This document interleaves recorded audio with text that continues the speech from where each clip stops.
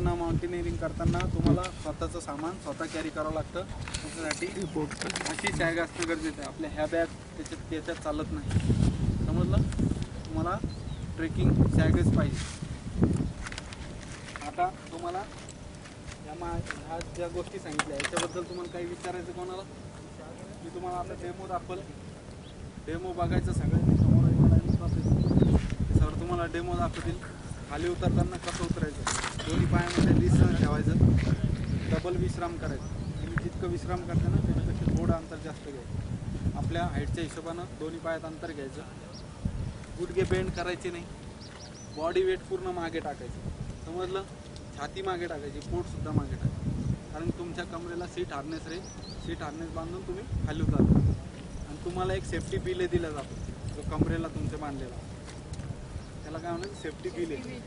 कारण तुम्ही अजून ट्रेन झालेले नाही आहेत. जे ट्रेन असतात त्यांना बिलेची गरज पडत नाही.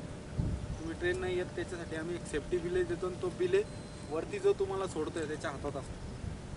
तुम्ही तो रोपचा हात जरी निघले तुमचे, तो सेफ्टी बिले तुमच्या कमरेत असतो ना, त्याच्यावर आम्ही तुम्हाला मारायचं जरी असलं तर मी मारू देणार. तुम्ही म्हटलं सर मला मारायचं, मी मारू देणार नाही. का? माझ्या हातात तुमची सेफ्टी बिले, समजलं. सर मी पडलो, कोणी घाबरायचं नाही, तिथं घाबरायचं नाही. तुमच्या मनातली भीती आपल्याला काढायची.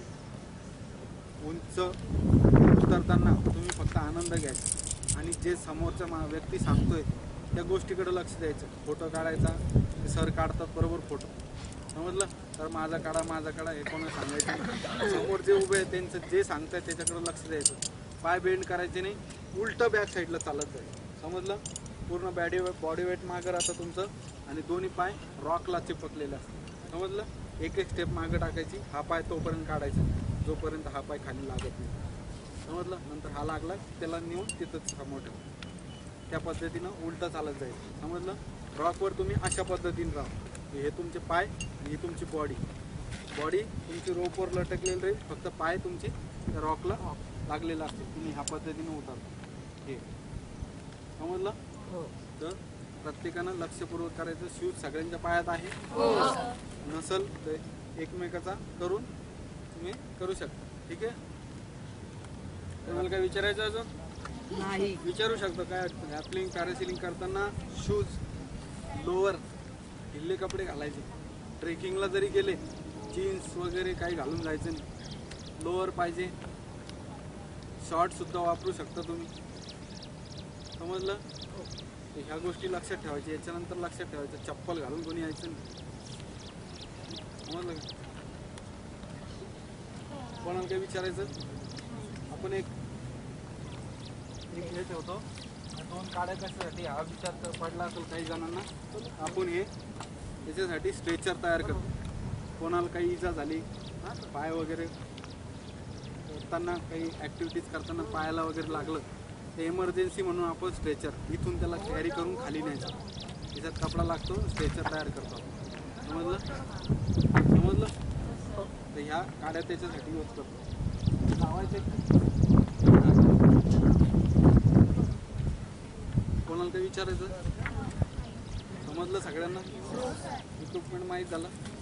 हां, आता तुम्ही एक एक करू. हां, माउंटेनिअरिंग करताना या सॅगमध्ये तुम्हाला प्रत्येक गोष्टी ठेवावं लागतात. तुमचे कपडे नाही, तुमची जी टीम घेऊन चालली ते तुमच्यासोबत इक्विपमेंट ठेवा.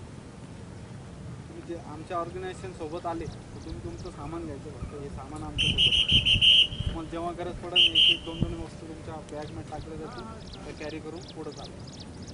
इक्विपमेंट स्वतः खरेदी करायची गरज नाही. ज्याला खरंच इच्छा आहे त्यानं कोर्स करायचे. माउंटेनिअरिंगचे कोर्स चालतात, 3 कोर्स आहे. उत्तर काशीला कोर्स चालतात, 3 कोर्स असतात. बेसिक, ॲडव्हान्स, रेस्क्यू हे माउंटेनिअरिंगचे 3 कोर्स आहेत. उत्तर काशी आणि मनालीमध्ये 3 कोर्स चालतात. नेहरू माउंटेनिअरिंग इन्स्टिट्यूट म्हणून आहे, तिथं कोर्स चालतात. आपल्याकडे 2 असे सर आहेत, त्यांना बेसिक कोर्स केलेला आहे. बागुल सर इथे तयार झाले, किशोर नावकर सर, त्यांना बेसिक कोर्स केलेला आहे माउंटेनिअरिंगचा. आणि हे माउंटेन फिरलेले आम्ही सगळे माउंटनमध्ये गेलेलो आहे.